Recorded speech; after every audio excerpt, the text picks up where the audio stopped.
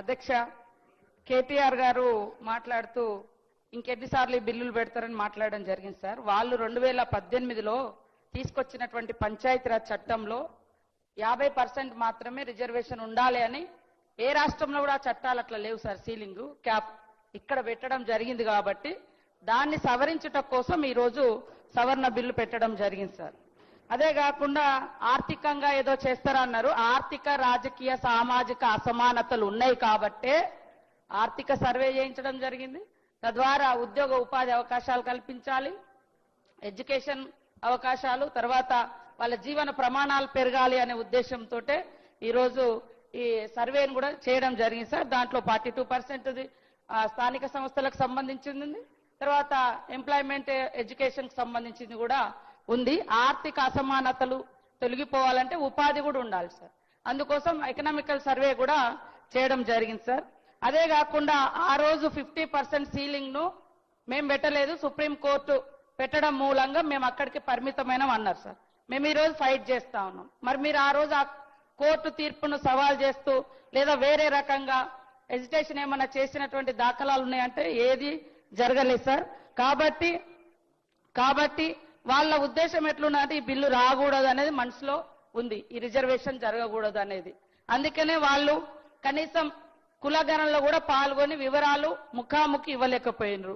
మరి మేము అక్కడ ఉన్నాయి చూసుకోండి అంటే అందరు రాష్ట్రంలో ఉన్న వాళ్ళు అందరు అట్లనే చూసుకోండి అంటే కులగణన జరిగేదా సార్? కాబట్టి అది బాధ్యతారాహిత్యమైనటువంటి పదాలు సార్. అదే విధంగా మా సీఎం గారి బంధువులు ఎవరో ఉన్నారన్నారు. కేసీఆర్ గారి కుటుంబంలో వాళ్ళ బంధువులు వాళ్ళ చుట్టాలు కాంగ్రెస్ లో ఉన్నారు, బీజేపీలో ఉన్నారు, ఎక్కడెక్కడో ఉన్నారు. ఎవరో బంధువులు ఎక్కడో ఏదో చేసిరని దాన్ని పార్టీ సిద్ధాంతాలకు పార్టీ విధానాలకు అండగట్టడం ఇది సరైంది కాదు సార్. ఇది తప్పు. అదే కాకుండా ఇంకొక కామెంట్ ఏం చేస్తారంటే మేము చిత్తశుద్ధితోటి మా నాయకుడు ఒప్పుకొని 42% రిజర్వేషన్ ఇస్తామని ఒప్పుకున్నాడు. మనకు సెంట్రల్ ఎలక్షన్స్ కు 6 months ఉండే సార్. ఖచ్చితంగా గవర్నమెంట్ వస్తుంది, మనమైనా చేసుకోగలుగుతాం అనేది ఆశ. సేమ్ టైంలో బీజేపీలో కూడా మరి బీసీ ప్రధాని అని చెప్పుకుంటున్నారు. ఆయనైనా చేస్తాడేమో అని మాకు ఆశతోటి మేము ఎన్ని రకాల ప్రయత్నాలు చేస్తున్నాం. ఆ రోజు వీళ్ళు కూడా మరి 12% రిజర్వేషన్ ఫర్ ముస్లిమ్స్ అని చెప్పడం జరిగింది.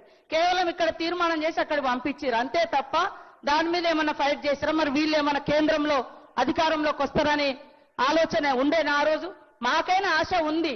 మా జాతీయ పార్టీ కాబట్టి మా నాయకుడు చిత్తశుద్ధితో ఉన్నాడు కాబట్టి మాకు అలయన్స్ పార్టీస్ ఉన్నాయి కాబట్టి ఖచ్చితంగా మేము చేయాలన్నటువంటి దృక్పథంతో మేము చేస్తా ఉన్నాం సార్. కానీ ఇట్లా ప్రతిదాన్ని ఇది తప్పు అంటే ఇక్కడ తమిళనాడులో కూడా ఎంజీఆర్ 91లో తీసుకొస్తే తర్వాత జయలలిత గారు మైనార్టీ ప్రభుత్వం ఆనాడు ఉండే ఆ రోజు మరి మన తెలుగు బిడ్డనే పివి నరసింహారావు గారి ఆధ్వర్యంలో ఈ రిజర్వేషన్ 50% పెంచి 9th షెడ్యూల్లో చేర్చి ప్రొటెక్షన్ తీసుకొచ్చి 69% రావడం జరిగింది సార్. అంటే జనవరి 24లో స్టార్ట్ అయితే జనవరి 24 1980s లో ఈ యొక్క రిజర్వేషన్ సంబంధించినటువంటి ప్రక్రియ అప్పటి సీఎం ఎంజి రామచంద్రన్ గారి నాయకత్వంలో స్టార్ట్ అయితే సెప్టెంబర్ 25 1991 కేంద్రంలో కాంగ్రెస్ ప్రభుత్వం జయలలిత గారు ఆ రోజు మన ప్రభుత్వంలో భాగస్వామిగా ఉండి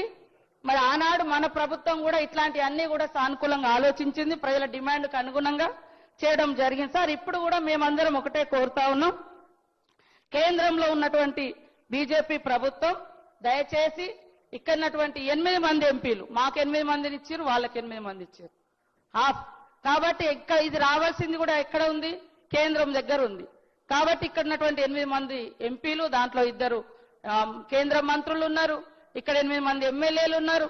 సేమ్ టైంలో అందరికి తెలుసు కేంద్రం దగ్గర ఆగింది, కేంద్రం మీద ఒత్తిడి రావాలి, రాష్ట్రపతి దగ్గర కూడా ఆగింది. కాబట్టి గతంలో తమిళనాడులో ఇచ్చినటువంటి తీర్పులకు అనుగుణంగా రాష్ట్రపతి గారికి అదేవిధంగా గవర్నర్ గారికి కూడా సుప్రీంకోర్టు మన బిల్లును ఆమోదించమని తీర్మానాన్ని గైడ్ చేసే విధంగా కూడా రావాలని ఆశిస్తా ఉన్నాం సార్. మేమేదో బీసీలను మోసం చేయాలా ఇంకోవాలనుకుంటే ఇన్నిసార్లు తీసుకొచ్చే వాళ్ళమే కాదు.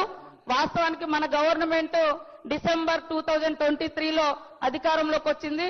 మరి ఫిబ్రవరిలో elections, local body elections time అయిపోయింది సార్.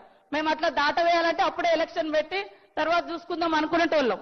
కానీ ఈ రోజు వరకు అన్ని రకాల ప్రయత్నాలు చేస్తా ఉన్న దృష్ట్యా దయచేసి ఎలాంటి వేషజాలకు వెళ్లకుండా బీసీల యొక్క ప్రయోజనాలను, అట్టడుగు వర్గాల యొక్క ప్రయోజనాలను దృష్టిలో పెట్టుకొని ఈ బిల్కు అందరూ మద్దతు ఇవ్వాలని మనస్ఫూర్తిగా కోరుకుంటా ఉన్నా అధ్యక్ష.